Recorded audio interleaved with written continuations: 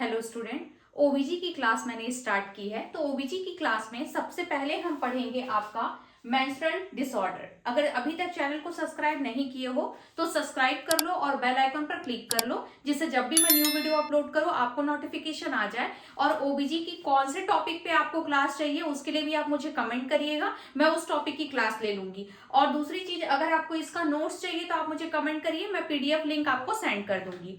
तो menstrual disorder में हम देखते हैं, ये पहले मैं आपको जो इसके कीवर्ड्स हैं उसका सिंपल मीनिंग बता रही हूँ, फिर इस डिजीज का हम डिटेल में नेक्स्ट क्लास में देखेंगे। अब आता है आपका इंट्रोडक्शन।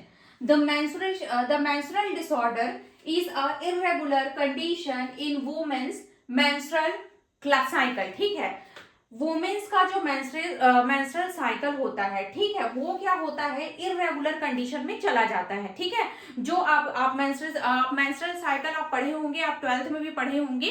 तो जो क्या बोला है, आपका जो मेंस्ट्रुअल साइकिल है वो अगर इररेगुलर कंडीशन में चला जाता है तो उसे हम लोग मेंस्ट्रुअल डिसऑर्डर कहते हैं। लेकिन वो इररेगुलर कंडीशन अलग अलग टाइप में हो सकता है, तो उसे हम लोग मेडिकल टर्म में अलग अलग डिसऑर्डर के नाम से जानते हैं। तो सबसे पहला आपका क्या आता है, आपका एमेनोरिया। ठीक है, एमेनोरिया में क्या होता है, आपका एब्सेंस ऑफ मेंस्ट्रुएशन। ठीक है, मतलब इसमें मेंसेस ही नहीं आएगा, वुमेन को मेंसेस ही नहीं आएगा, उसको हम मेडिकल टर्म में एमेनोरिया बोलते हैं।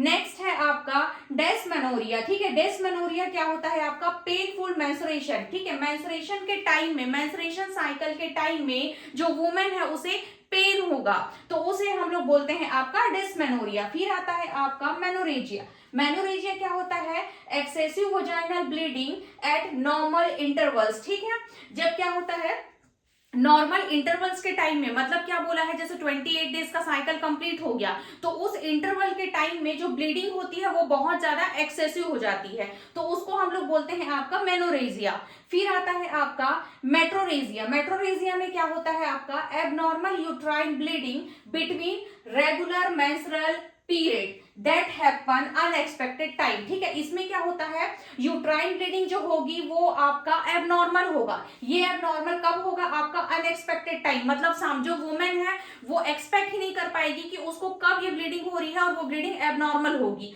तो उसे हम लोग मेट्रोरेजिया बोलते हैं। फिर आता है आपका पॉलीमेनोरिया। पॉलीमेनोरिया में क्या होता है, cycle length reduce less than 21 days. Polymenorrhoea में क्या होगा, उसे फ्रीक्वेंटली में, मतलब जैसे 21 डेज के अंदर में उसे आएगा।